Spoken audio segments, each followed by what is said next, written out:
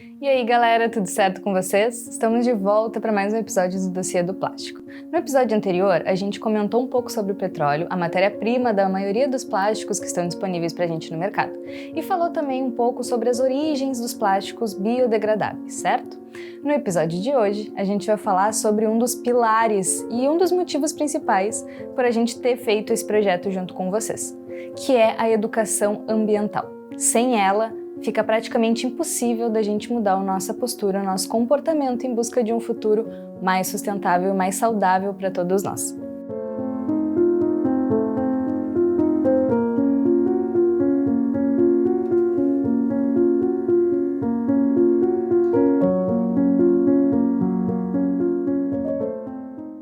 A seguir, então, a gente vai aprender um pouco sobre a educação ambiental, como ela surge, qual a importância dela e o que a gente tem feito de fato no sentido de promover a educação ambiental na nossa sociedade. Se liga aí!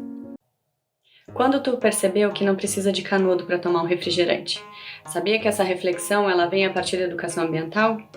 Quando se tem educação ambiental a partir da primeira infância, a gente desenvolve crianças mais conscientes e logo adultos conscientes da sua função dentro do planeta. E para isso, não existe idade certa para tratar das questões ambientais. Cada dia a gente tem acesso a mais informações, a novos conteúdos que vão nos dando bagagem e deixando a gente mais consciente da nossa função. A gente precisa ter contato com a natureza, conhecer as plantas, conhecer os animais, mexer na terra, saber da função de cada organismo nesse planeta e cada um tem a sua importância. As plantas, elas fornecem o nosso oxigênio, regulam a temperatura na terra, fornecem o nosso alimento, os animais ajudam na dispersão das sementes, para o surgimento de outras plantas. Cada um tem uma função no ecossistema e esse ecossistema ele fornece toda a matéria-prima de tudo que a gente consome e a gente consome e gera resíduos. A gente precisa saber de onde vem o que a gente está consumindo e para onde vai. A gente precisa conhecer para repensar um pouco tudo que a gente está consumindo. Tudo que a gente consome tem um custo e um impacto ambiental.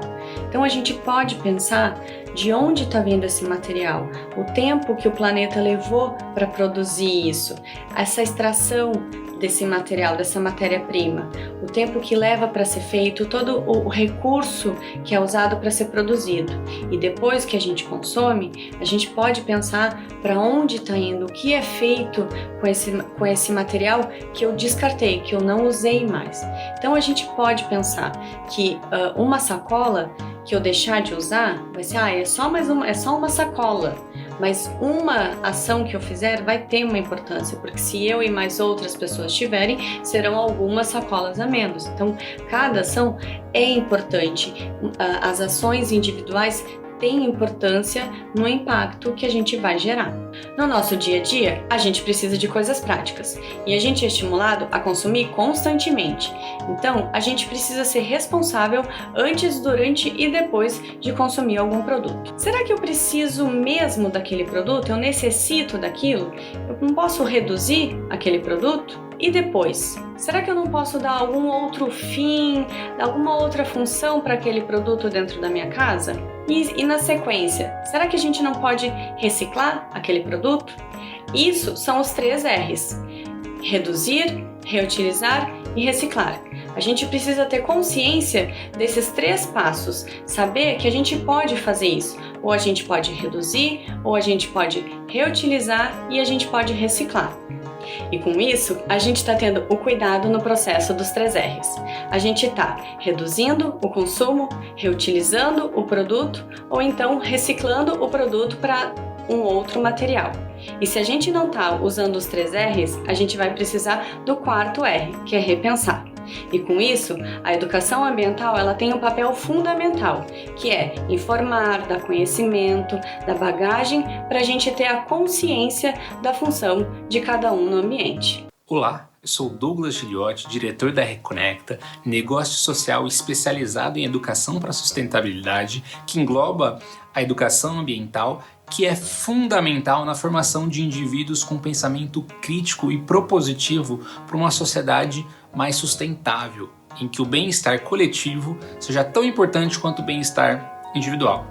Uma vez que o desenvolvimento de comportamentos ele é ancorado no desenvolvimento de valores, trabalhar a educação ambiental no período escolar é crucial para que tenhamos alunos e alunas que de fato tenham atitudes pautadas na sustentabilidade como um valor, e assim nós formemos estudantes, formamos cidadãos protagonistas em questões não só ambientais quanto sociais.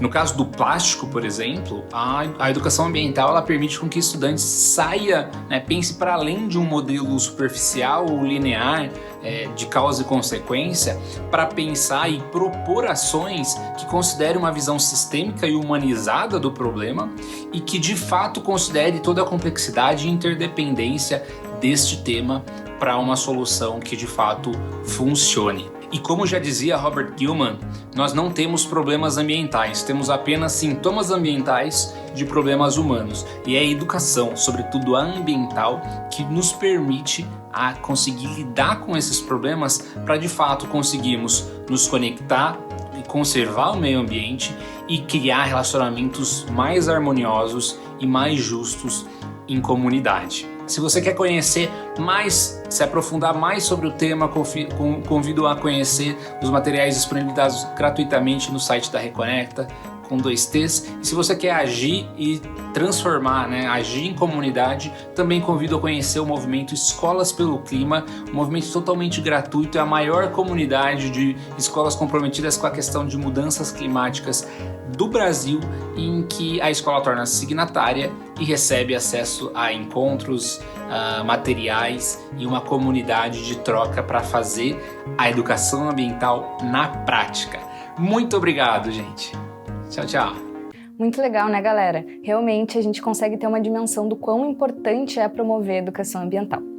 E para aprofundar esse assunto agora, que tal a gente entender um pouco melhor sobre os tipos de lixo e quais as maneiras corretas de reciclá-los? Vai ser a seguir, fica ligado. É imprescindível que a gente entenda como o descarte do lixo é feito, acima de tudo como ele deve ser feito. A gente sabe que existem inúmeras classificações dos diferentes tipos de lixo que a gente produz, como vidro, papel, metal, plástico, eles são separados aí em diversos tipos, mas é preciso que a gente tenha uma boa noção dos tipos de lixo que a gente produz durante o nosso dia a dia para que a gente consiga fazer então a sua separação adequadamente. Vou destacar aqui, primeiramente, o lixo orgânico. São todos aqueles restos de comida, casca de fruta, casca de ovo, resto de verdura, aquela comida que estragou lá na geladeira, a gente coloca fora. Ou seja, aquele lixo que possui uma degradação acelerada, mais rápida. São aqueles que vão gerar, então, um odor, esses também como perecíveis. Esses restos, então, eles podem ser descartados no lixo considerado como orgânico ou também chamado de lixo úmido, Eles também podem ser, além de descartados, eles podem ser colocados nas composteiras. Essas vão ajudar, então, na degradação desses restos de comida e vão resultar em uma coisa muito bacana, que é o adubo, que pode ser utilizado então aí nas plantas. É uma boa forma de reutilizar esse lixo. Vou destacar também então o lixo rejeito. É todo aquele material que entra em contato com comida, aquela embalagem que vem na comida que a gente compra nos fast foods e tá suja de comida. Esse material então ele é lixo rejeito. Lixo que entra em contato com material fisiológico, por exemplo, lixo do banheiro, papel higiênico, aquele papelzinho de secar a mão.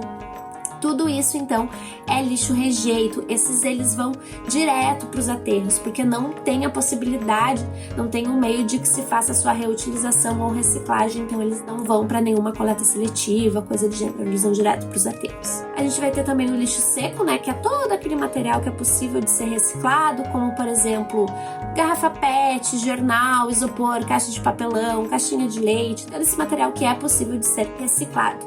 Porém, vale destacar que a garrafa PET, ela é reciclada, Ela pode ser reciclada. Porém, se eu pintar essa garrafa PET, se ela sofrer alguma alteração, como por exemplo ser pintada, ela acaba perdendo então essa condição dela de ser reciclada.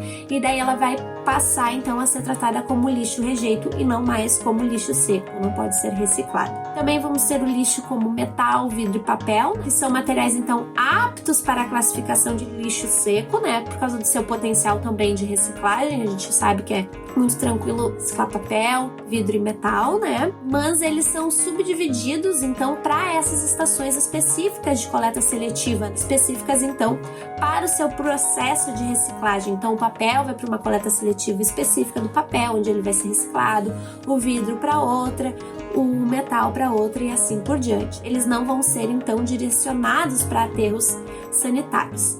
Já o lixo de medicamento, pilha, bateria, essas coisas em geral, consta então na legislação que os comerciantes e as redes de assistência técnica são obrigados então a receberem esse tipo de material de volta. Também as farmácias, a gente vai, tem lá um espacinho reservado para fazer o descarte daquela embalagem de remédio. Em alguns mercados maiores, né, algumas redes maiores têm também o espaço adequado para fazer o descarte de pilha e bateria. Então, está previsto na legislação que eles têm que então oferecer esse serviço. Lâmpadas e baterias então são descartados também nesses pontos de coletas de supermercado que eu falei. Eu não sei como vocês receberam essas informações daí, mas realmente eu fico impressionada com a quantidade de lixos diferentes e como a gente deve também tratá-los de maneira diferente. E quanto que isso também é importante para a gente poder reutilizar eles depois desse processo de descarte. Mas agora eu quero bater um outro papo com vocês. Gostaria de convidar vocês a pensar esses descartes de uma outra maneira. Como a gente pode pegar essa matéria, esse material que a gente dispensa e transformar ele em outra coisa, inclusive em artigos de luxo. Então esse papo aqui vai ser uma trajetória do lixo ao luxo. Como a gente tem batido na tecla ao longo de todos esses episódios, pensar numa gestão dos nossos resíduos passa diretamente por reutilizar os materiais que a gente descarta, principalmente pelo nível de consumo e pela dificuldade de degradar esses materiais, principalmente quando a gente fala do plástico. Então, dar a esses descartes, a esse lixo, uma nova chance, uma nova utilização é uma parte fundamental para a construção de um planeta muito mais sustentável e saudável para gerações futuras. E é nesse sentido que cada dia mais a gente vê propostas de reutilização desses materiais em diversos setores da nossa indústria. E hoje a gente trouxe alguns exemplos para vocês terem essa dimensão. Um dos mercados possíveis para a reutilização desse material, no caso do plástico, é sim a produção de automóveis. O mercado europeu já está um pouco mais avançado nessas discussões. Inclusive, recentemente foi desenvolvido um projeto para o Jaguar Land Rover com a utilização de plástico reciclado em uma peça importante da frente, da parte frontal desse modelo. E a ideia é realmente não parar por aí, é que cada vez mais se expanda e aumente o volume de plástico reciclado utilizado na produção de diversos modelos. Isso só é possível porque o plástico, com toda a sua versatilidade, atende diversos requisitos em questões termodinâmicas e também químicas, e que são definidos então por essas montadoras. Assim, a ideia é que cada vez mais os carros tenham componentes plásticos de preferência reciclado, tanto na parte interna como na parte externa, compondo o design. Mas não foi só na indústria automobilística que tem acontecido essas modificações, o mundo da moda também não ficou de fora.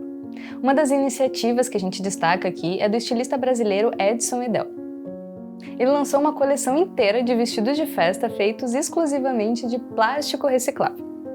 E além disso, com esses diferentes tipos de plástico reciclável, o Edel consegue dar texturas diferentes, cores, brilhos, enfim, não é simplesmente um vestido qualquer feito de plástico. É um vestido de alta costura feito com plástico reciclável. Para produzir leveza e variação desses modelos também, o Edel utiliza uma mescla desses materiais plásticos com outros tecidos. Nem todos esses tecidos são recicláveis, mas a seda, por exemplo, é um material que sim, pode ser muito sustentável dependendo da forma como for produzido. E para mostrar para vocês que é possível expandir ainda mais essa ideia para outros campos, resíduos plásticos e de materiais descartáveis em geral têm sido muito utilizados no campo das artes. Já pensou em transformar em obras de arte as garrafas, vidros e outros resíduos descartáveis que acabariam, enfim, enchendo o fundo do mar ou os aterros sanitários? É exatamente isso que muitos artistas plásticos têm feito ultimamente. Um dos conceitos que se usa para nortear essa utilização do plástico nas artes é o upcycle art. E ela vem justamente apresentando uma proposta de arte sustentável, mas que também carrega uma mensagem muito importante sobre a degradação do planeta. Essa proposta, esse tipo de arte, busca transformar esses materiais, como vidro, papelão, borracha, restos de papéis, enfim, uma série bem variada de materiais, em obras de arte. Mas não simplesmente reciclando e reutilizando o resultado da reciclagem desse material, mas sim pegando o material em si e transformando, através da criatividade, ele em arte. E isso é muito importante porque se agrega um valor sobre esse material que antes, quando ele simplesmente era um resíduo, não existia. E o melhor é que esses estilos de arte também podem ser super variados. Nós podemos ter um painel com teclas de antigos teclados, podemos ter grandes esculturas com canudos e até mesmo painéis com garrafas e restos plásticos. Enfim, tudo aquilo que a criatividade e a grande habilidade desses artistas forem capazes de expressar. Todos esses movimentos são realmente muito importantes. Primeiramente, por apontar um caminho positivo para os nossos resíduos, mas principalmente faz com que a nossa sociedade enxergue os resíduos descartados, ou seja, o nosso lixo, como algo útil e não simplesmente algo sujo que não serve mais para nada. Portanto, essa mudança de lógica é fundamental para que a gente possa construir um futuro sustentável, aquele que a gente tanto sonha, ou simplesmente para que a gente possa ter um futuro promissor algum dia. Bom, galera, e a gente vai ficando por aqui nesse episódio, mas no próximo capítulo a gente ainda vai ver como esses conteúdos se aplicam na prática na prova do Enem. A gente vai ter uma série de questões de geografia, biologia, química e física para vocês conseguirem visualizar todos esses conhecimentos e aplicar eles observando a correção das questões. Aguardo vocês lá. Até mais!